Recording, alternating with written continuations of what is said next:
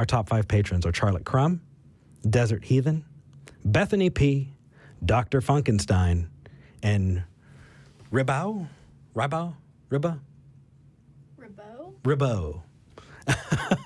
Thank you so much for being our top patrons. We would not be able to do this without you. I understand this absolutely whoring out, but you know what? We're not getting paid for this. No, this is our free Sunday. This is how we spend our free time. Yeah, this is volunteer work. We obviously support it, and we hope you do too. Let's move on to the next caller, though. Who do you want to take? Let's take Charlie. All right. Charlie in Illinois. You're talking to Eric and V. How you doing? I'm doing good. I'm glad to be on here. Nice to talk to Eric and V. V, how are you liking the show so far? I see that you've only been here for a few weeks. Oh, I'm loving it. It's been a couple months, and I'm still get the butterflies every time, so. I can imagine. This is my first time calling in, so I got them myself. Talking to Eric over there and you as well. I gotcha. And yeah. So today I was calling to start off with, do either of you believe that the universe what's going to happen has already been predetermined by the laws of the universe starting at the Big Bang? Oh, you go first, because I know you're gonna take this and run with it. I don't know, but I would say my best understanding is that there was no predetermining force, but rather the inevitable cause and effect situation that is our neurostate, our brainwaves, our atoms, everything, our environmental factors, all of that does throw the idea of at least libertarian free will under the bus. I can't speak more to it than that, I don't think. So let's go with I'm not sure. Right. Okay. Yeah, that's basically where I'm at. I don't think there was any force behind it as well. I think it was just cause and effect. This thing caused this thing, which caused other things, which eventually led to people. And those previous things led to people making decisions. And it'll lead to things happening in the future. The only thing that I want to add in as a caveat is I'm sure people are going to be jumping in. Determinism, it's determinism. No! I disagree. Fight me. So do I think that we live in a physical universe that has characteristics that are, everything is acting on each other and what we have is what appears to be a reaction, right? I've talked to people who think that we are here as an inevitability, that at the instantiation of the universe, however that happened, it set off a chain of dominoes that could not have been any other way because of the interactions of things. That is just the way it works. Another version of throwing out free will. Mm-hmm. I disagree. Yeah. I don't think we have free will. No, fuck that. But I do think that there is randomness. That if there's a 50% chance, I know that there have been studies, a person's choosing, they think they have a 50% chance. No, their brain's picking a thing, and they're going to pick that thing every time, not 50% of the time. But if we live in an uncaring universe, right, if we live in a universe where there is actual randomness, then I would think that it is not an inevitability. So no to free will and no to hard determinism. Okay. Thanks for both your answers. Because this is leading into the main point of why I called is I first I gotta say I'm sorry. I don't think I'm gonna make you believe what I'm about to say next. That's not really the point of me calling. Just wanted to bring it talk to you guys about it. I'm gonna respond with, if you don't think it's gonna convince us, why does it convince you? Exactly. So since the furthest back that I can remember that this happening is about the 6th or 7th grade. Mm-hmm. And sometimes I have dreams that are very short, like 5-10 seconds. The only thing connecting these dreams together is when the dream is about to end, I will say or think something similar to, I had a dream that this happened. That's where all the dreams end.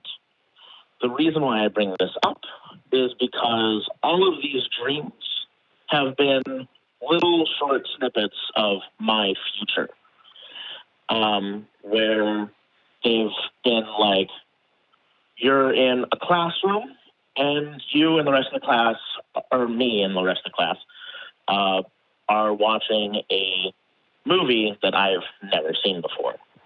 And then another one where I'm in a different classroom with people I've never met before, starting a new school year. And other things like that. And all of those dreams I have experienced, as far as I can tell, they were close to like 100% accurate as I could get, probably like Charlie? 95 or so. Charlie? Yes? So there are a couple very, very human things that we do that I think much easier, explain that much easier. So let's start with counting the hits and ignoring the misses. That's the first place I'm going to explore. Have you ever had a dream that did not come true? No. Every dream you have comes true. Oh, sorry. Hold on. Let me say that. Only the dreams where I've said or thought the phrase similar to, I had a dream that this happened. Okay. Only those ones. So what I would like you to do is keep a dream journal. Yes. On that, I have talked to the blog on that. I do apologize. I've been meaning to start one, but I just haven't yet. Get a good year or two under your belt, and do not erase or line out things that don't come true. Exactly.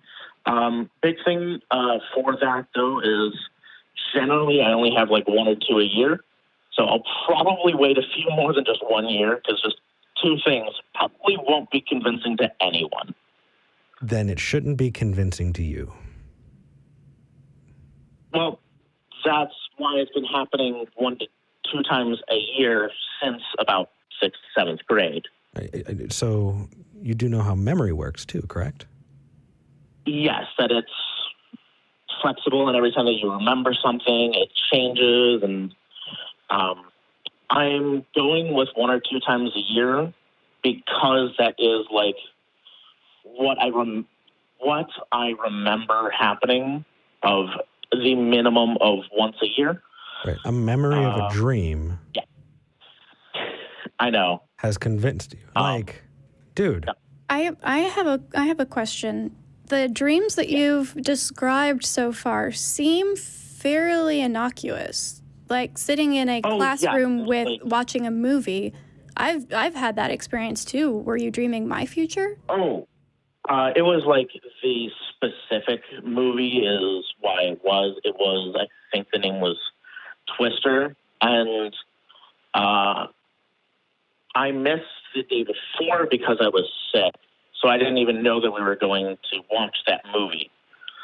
And unfortunately, it's only been for my future. I haven't had anything for anyone else. It's always from first-person point of view. Is it possible that you've experienced a deja vu and then created a false memory about a dream? I've thought of that. I don't know. That is a possibility. I mean, that's definitely there's a whole. It's deja vu. Oh, yeah. Like that is a thing that we do.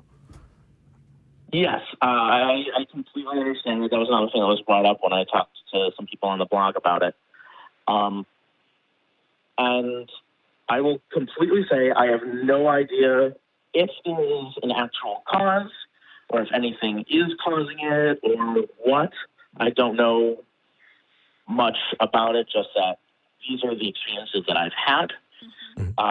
And that made me start to believe that the deterministic world, well, not hard determinism, but like where we were talking about earlier, where things happened in the past and that influences us, and that those interactions would, and like you said earlier, like the dominoes. Yeah. What you can do is graph this. And I think that's amazing. If you go to the subreddit r/data-is-beautiful, people will color graph a year, and all you have to do is, if it's a day that this event has happened, color it. If not, give it a neutral gray if nothing has happened, and line out how often it happens. Keep a dream journal, and then when you do that, when you can get some evidence under your belt and some numbers down, that's a really good time, because, dude, if you think that you're having premonitions of the future, that has massive effects on the universe and my understanding of the universe that we're in, and I want to know. So keep a dream journal and call in. I would love to be able to, like, if I can prove this, I would love to be able to study it more. If you could prove this, like you would have work for the rest of your life, even if it's only about your own future. Exactly. Yep. And I just wanted to talk to you guys about that today, and thank you so much for listening and talking to me about this. Yeah. Cheers. Take care, man. Yeah. Thanks, you too. Goodbye. I think a dream journal is a good idea, especially because I have recurring dreams as well. They don't come true. But there are places that I know I've been before. And I was talking with someone, and they asked, well, how do you know that you've only dreamed it once, and in the dream you remembered other dreams about it? And that blew my mind. That is stoned inception levels of dreaming right there. Right. So if you actually have a dream journal, you can see, oh, I have dreamed this before, and not just in my dream, I think I've dreamed this before. Absolutely. Yeah, because that is what they were describing. Mm-hmm. And then the other piece of it is, and I'm not throwing shade, self-fulfilling prophecy. Right. You know, if you are incentivized to do something, or you think, okay, this is what I should be doing, and then he said to a certain degree of correctness. And so if you can kind of hammer on what you did to a degree of what you, Yeah, especially if the things themselves are not things that would stick out as particularly different. Yeah. Mundane. My roommate and friend, Holy Kool-Aid, Thomas Westbrook. Name dropping. Oh, here. hell yeah. He's been doing videos on psychics. Mm-hmm. And he's done a couple videos on psychics who have done like, oh, well, there's going to be a hurricane along the south coast of the United States, around the Gulf area, in the next couple of years. There will be earthquakes in California. No. Yeah, I know. Well, tell him to discern also, when the big one is happening. Also, there's going to be a celebrity divorce. Not telling you who, but, you know. They are, quote, sick of the lies. Yeah. And you're going to hear about it in a Walmart aisle. Yeah. Right. And it's just, when you do that, you get the Texas sharpshooter fallacy. Mm-hmm. So there's another teachable moment. Imagine that you are driving by a barn and you see a bunch of bullseyes. And when you go up and there's an arrow stuck right in the middle of every single bullseye that's all over the side of this barn. You pull this person out and you say, oh my goodness, how are you that good, that accurate? Please show me. And they say, I can do this every single time. And they come out and they pull an arrow and they shoot the arrow at the barn, and then they go get paint and they draw a bullseye around that arrow. It is not fantastic.